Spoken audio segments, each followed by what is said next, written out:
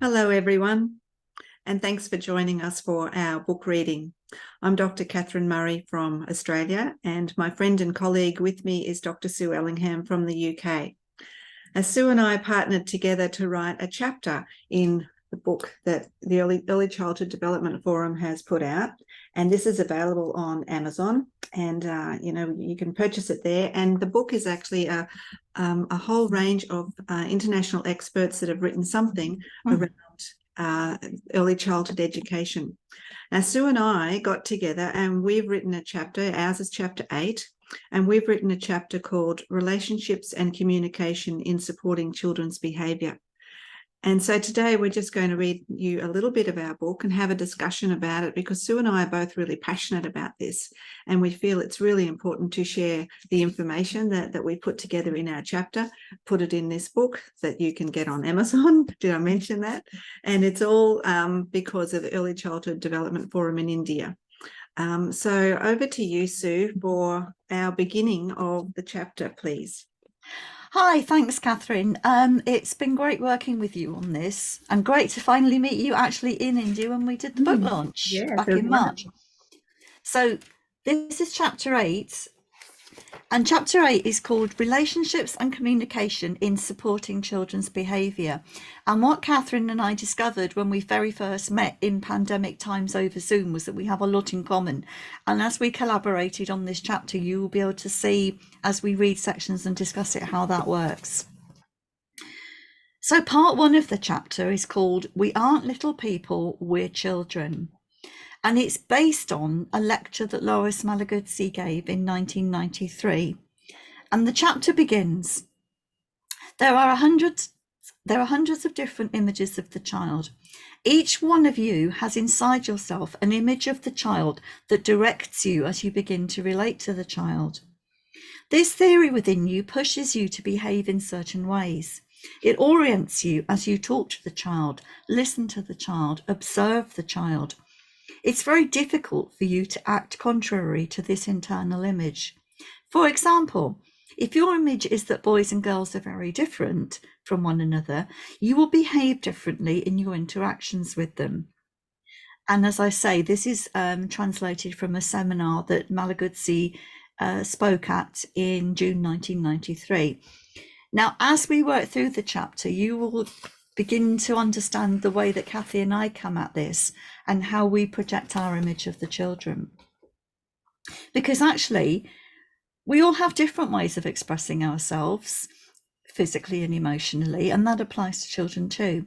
They are deeply rooted in our traditions, culture, upbringing, lifestyle, and experiences. As teachers of young children, we're obliged to address who we are and how we manifest ourselves, as this will be a lens through which we view the children and families. This is the point that Malaguzzi was making in that quote above. He goes on to say, the environment you construct around you and the children also reflects this image you have about the child. There's a difference between the environment that you are able to build based on a preconceived image of the child and the environment that you can build that is based on the child you see in front of you. The relationship you build with the child, the games you play. An environment that grows out of your relationship with the child is unique and fluid. The quality and quantity of relationships among you as adults and teachers also reflects your image of the child. Children are very sensitive, and you can see and sense very quickly the spirit of what's going on among the adults in their world. One way that children manifest this thinking and feelings and emotions will be through how they behave. They may not have the language to articulate their feelings, thus their behaviour becomes a way of communicating needs.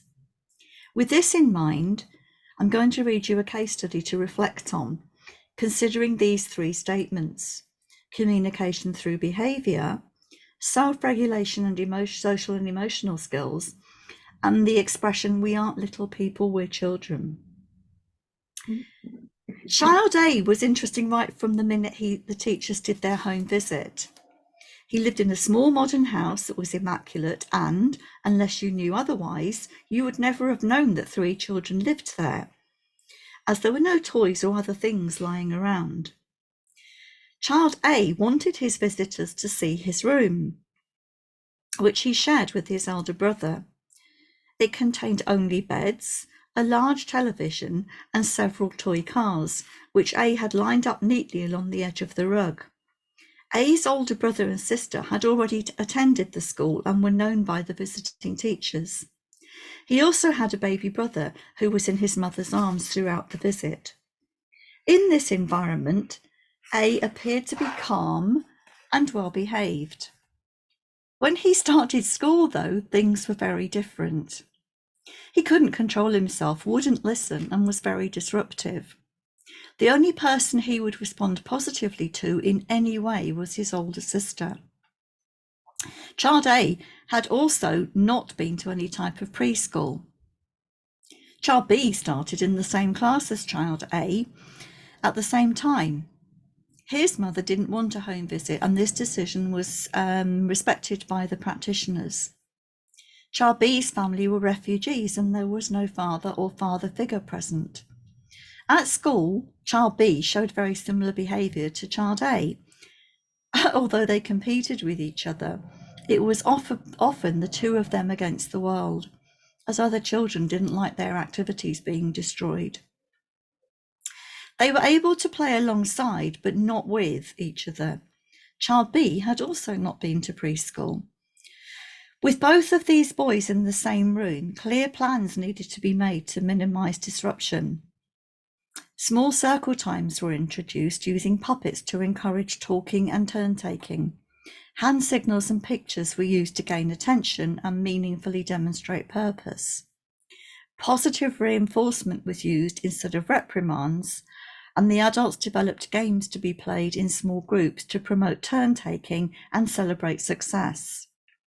The day that Child A and Child B were noted playing outside with the train set together for a concentrated period of time was a breakthrough.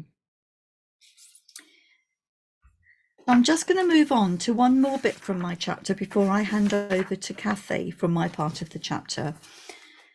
To sum that up, those children were in an environment that was completely alien to them, and it was for the adults to respect that fact.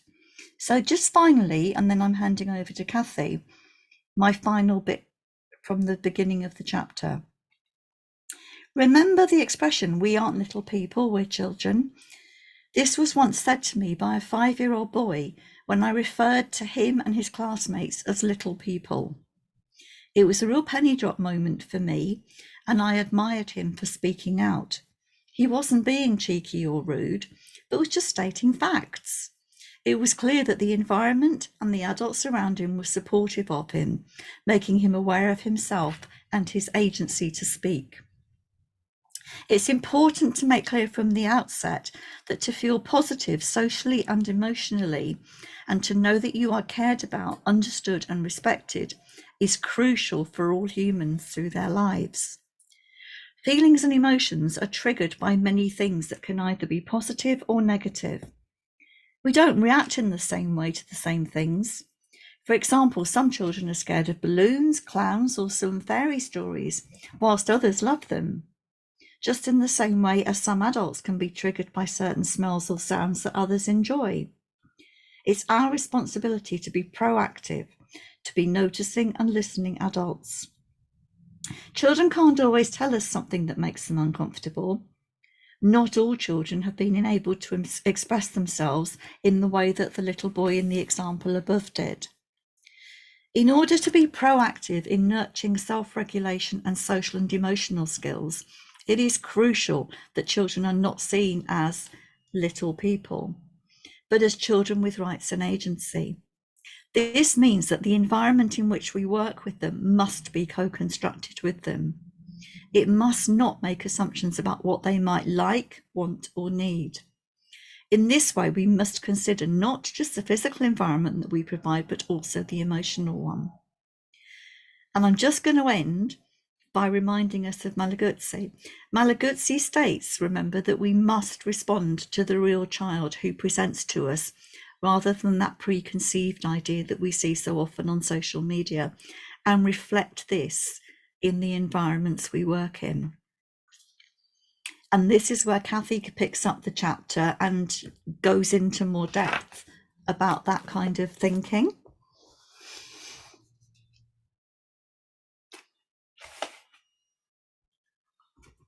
You're on mute. I am too. Here I'm back. I was just agreeing with your sentiments there, Sue, saying that it is so important about the environment, and the environment really does shape the feelings and actions and thinking that we all have. Often when I'm doing presentations about the brain set environments formula, I talk to people about the built environment and the difference the built environment makes. And we live in a built environment, the footpaths, sidewalks, the trains, buses, houses, even a park where there's been a pathway built through a park where you would think you're in a natural environment. It really is a built environment. And the way that the built environments are put together and the intention of them also influences the way that we think, feel, and behave.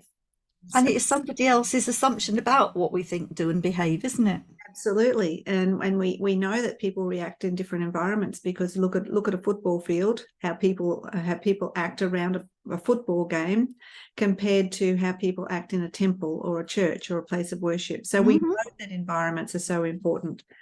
So that social and emotional support by the environment, I think, is really important. And you brought that out really well, Sue, with the case studies of those two little people. Yeah.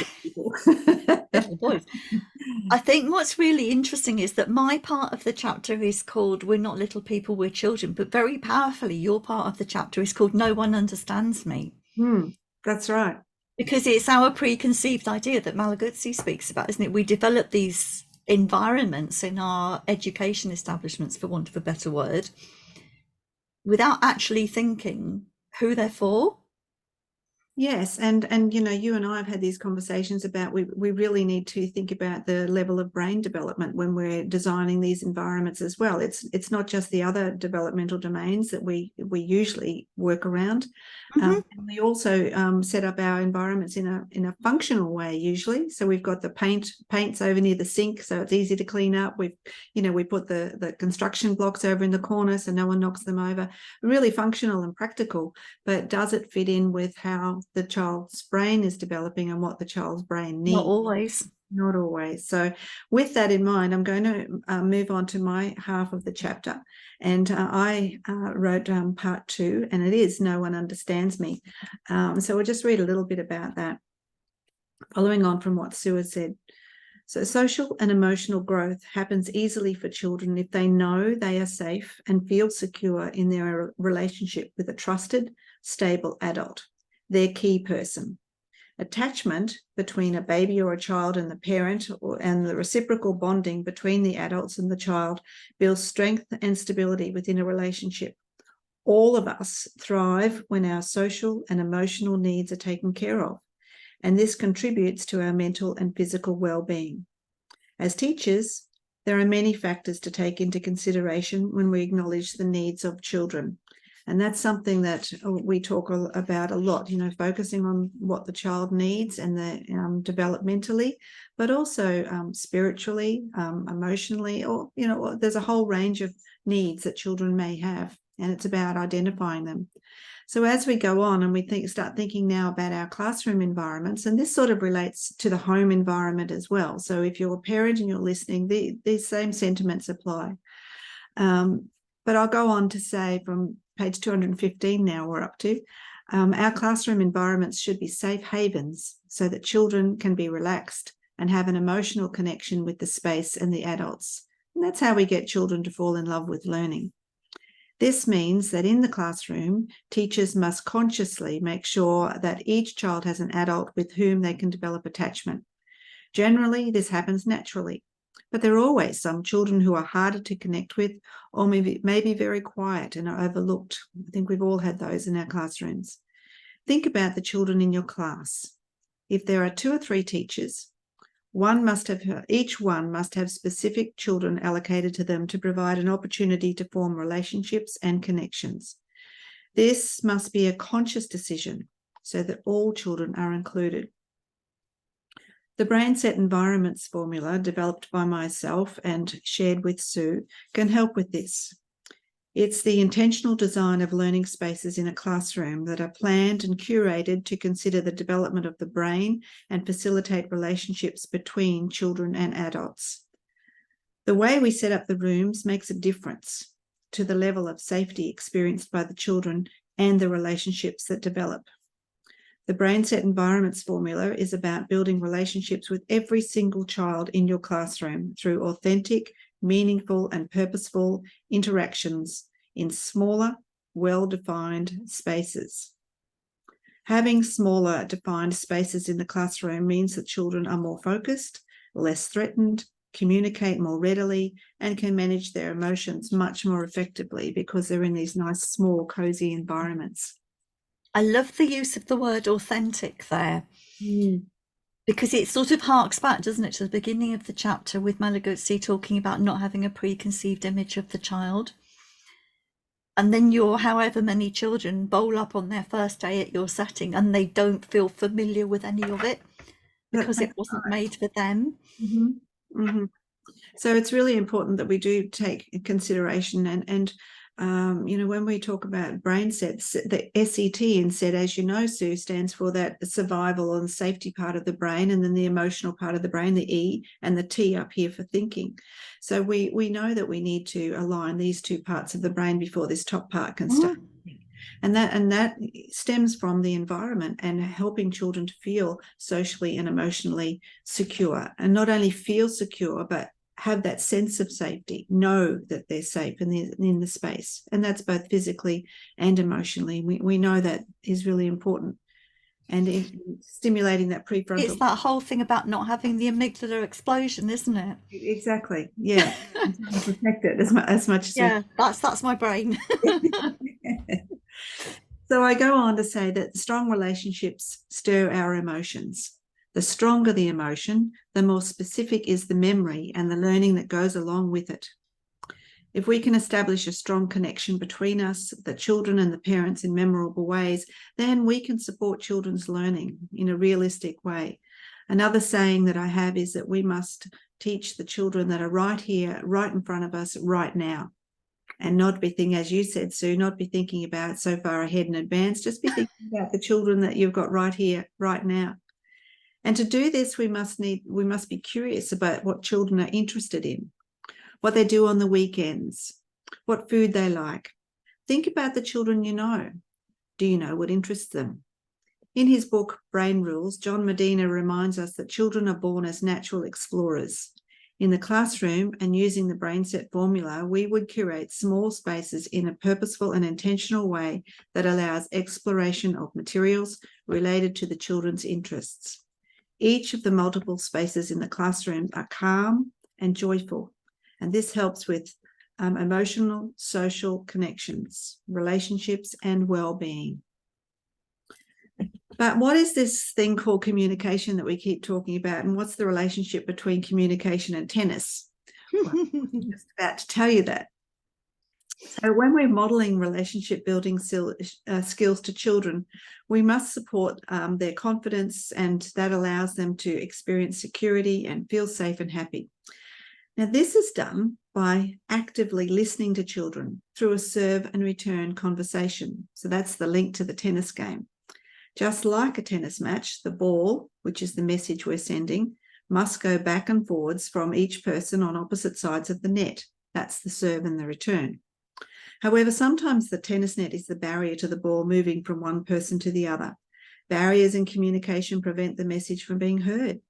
It could be that the words just aren't familiar, so the language isn't appropriate for that particular child, particularly if English is a second language. It could be too noisy to actually hear what you're saying. Someone could have a hearing impairment. Perhaps there's a distraction because something more interesting is going on over there. It could be a range of different things. But whatever the reason for the barrier, the teachers must model and undertake effective communication strategies. In this way, relationships can develop and children will feel heard, acknowledged, valued, and enjoy a sense of belonging. So that supports their social and emotional development and their strengths. So this means that we should make eye contact with children when they're speaking or when we're speaking to them, unless, of course, it's culturally inappropriate. So then we wouldn't be focusing on that. But for the most part, making eye contact is really important with people. We need to patiently listen to what the child is saying verbally, but also non-verbally. What are they telling us that they're not telling us, if you know what I mean? And we ask open-ended questions to facilitate a discussion about the children's interests. So it might be, oh, tell me more about that, rather than just what colour is that? It's either blue or it's red, and then you're done. That's the questioning finished. But by asking open-ended questions like, I wonder what you would buy if you went shopping and you could have anything, and really listening to the answers, gives the child respect, and it gives them the opportunity to be heard and to be valued. We learn a lot just by listening to children. And as teachers, I think we find that hard sometimes. We learn how they think and what excites them and interests them. And this informs our planning and our learning experiences. Many times as adults, we half ask a question and we half listen to the answer. I think we're all guilty of that. It's our job to teach children how to be respectful of one another and actively listen and respond in a conversation, serve and return. Maybe you'd like to try this with someone you know. Think about someone else that you could do this with. So person A talks about their day and person B keeps interrupting or looks distracted. So is checking their phone all the time. Have you ever been in a conversation like that? Very frustrating. Swap roles. And then you get a good idea of how that feels on both sides. Then ask yourself, how did it feel? Did you want to keep talking? Did you feel heard? Was there active listening taking place? Next time you're out having a cup of coffee with a friend, try having a cappuccino conversation. That's where one person's coffee is being drunk hot and the other's cup is still full. I got stuck on the coffee, the idea of having a cappuccino, I think. Because the one person is talking all the time, so their cup is full, and the other person is drinking a hot cappuccino, and because they are listening. And my mother always said to me, we have 2 ears and 1 mouth, so we should be listening twice as much as talking. And this is true for children as well. We should be really listening to what they're saying, not half listening, because we're busy and we've got chatter going on in our brains. So we should have one person listening while the other person talks. And by modelling a serve and return conversation, we're teaching children patience, self-regulation, and we're also teaching them to work together when they're collaborating in defined spaces that we have set up within the classroom. So again, it's all about these small defined spaces that encourage the type of environment that we want to promote for the children. I find it so interesting. The fact that, I mean, obviously we kind of knew we would both be coming from the same angle, but the kinds of words we're using in the way we were, and I've just circled collaborating. I've been circling again words as you've been speaking. Joyful, curious, collaborating, wonder. Those things get so easily forgotten as teachers, don't they? Well, we're busy, aren't we? We're busy. We're busy being teachers. Yeah, teachers are busy, and not only just working with the children. Of course, there's the paperwork to do. There's demands of meetings. There's demands of parents. There's demands of other people that you might be working with, and then there's the teaching. Yeah, and we feel if somebody walks into our environment and we're on the floor with the children getting involved and doing stuff, we feel we're going to be judged as not to be teaching, because teaching is being perceived as someone who stands at the front and says stuff. But it's so great to read stuff that reinforces actually interacting with the children, asking those wondering, pondering questions. And if your environment is staged such that the messages being given are not about the children get that really fast, don't they? And they do as they're told rather than asking wondering, pondering questions. Absolutely. Children are very adaptable, and they fit into the routine, and they fit into the transitions from one activity to the next, or from one space to the next. They're very adaptable. And that's where I think we can get swept away with overlooking some of these things that we've been talking about, because children are just doing what they need to do because they've been asked to do it. Exactly, they're biddable, and if you ask them to do that worksheet, they'll do that worksheet. Absolutely. So the importance about understanding what's going on in the brain, talking about the social and emotional scales that you work with a lot, Sue. Yes, the Leuven scales, they're in this chapter somewhere, aren't they? They are, and they're always a good read too, and that supports exactly what we've been talking about when we're facilitating these environments that we support for young children around their brain development. Then we're looking at the social emotional with the Leuven scales. Yep. We're sort of covering it all. I think the model, which is in your half of the chapter, of Maslow's hierarchy, and I know that gets pushed to one side a lot in modern thinking. It's kind of, oh, Maslow, that's so old hat.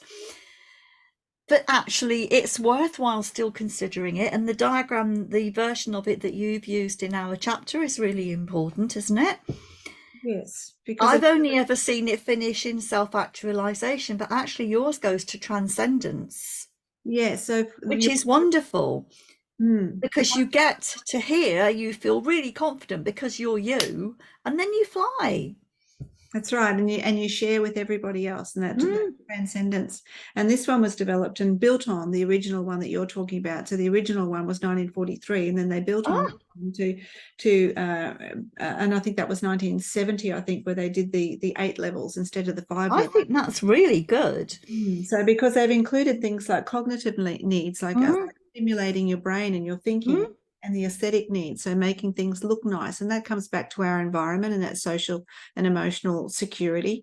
If we're making our environment not only functional, practical, look nice, but also split it up so it follows our 3 design pillars, and we break it up a little bit in the room, and then we can fit in easily all of these things that we've been talking about, Sue, in both half of our chapters, both of our writings, can easily be adapted in the environment in the classroom, because we're curating and carefully designing each of these small spaces.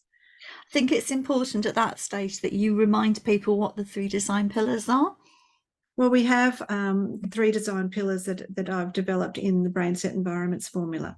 So we have a design for learning, we have design for feelings, and we have design for spaces. So that's just and underneath each of those pillars is 5 or 6 little elements that we need to overlap throughout the room, so that we're having an inclusive classroom that is able to cope with everybody and anybody, and the children can learn even if you're not even in the room. It's set up so carefully, so it looks like it's small spaces. It's definitely not activities, and it's definitely not rotations. As you know, Sue, we're setting up the learning environment as a total learning environment, so that we can implement the social and emotional needs that you spoke about so well, and we can link it back to Malaguzzi's quotes that, Sue, are very, very pertinent to what we're talking about today in this. Because again, it goes back to the real children, not the stereotypical child that you find on Pinterest or social media, or when you buy a package of learning programming. Exactly. It's catering for individual children. Remember, as we said before, those children sitting right here in front of us right now today, they're the ones we're catering. Yeah. But so you and I could talk for hours about this. And we really could. So I think we should probably finish up now our chapter read.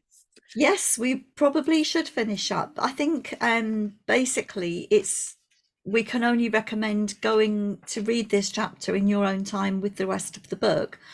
But I mean, what would be your key point to take away from this, Kathy? I think my mantra that I always fall to, as you know, is a calm brain is a thinking brain. Exactly. And if we have a secure environment, and that's both social and emotional, and using the Leuven scales as well, we can have a calm brain, and that is a thinking brain. So that's probably what I would like to leave people with, Sue. Yeah, and I think that my key point that I want to leave people with is these are children. They're not little anythings. Children with agency, feelings, ideas, thoughts, a voice, whether it be a spoken voice or, like I think you highlighted earlier, the non-verbal, something else you read in them. The non-verbals. Yeah. Thank you. Yeah. So thank you all for listening. All right, and this is the book. This is what it looks like. and you can find it on Amazon. Yep, it's available on Amazon. Bye for now, everyone. Bye. Thank you.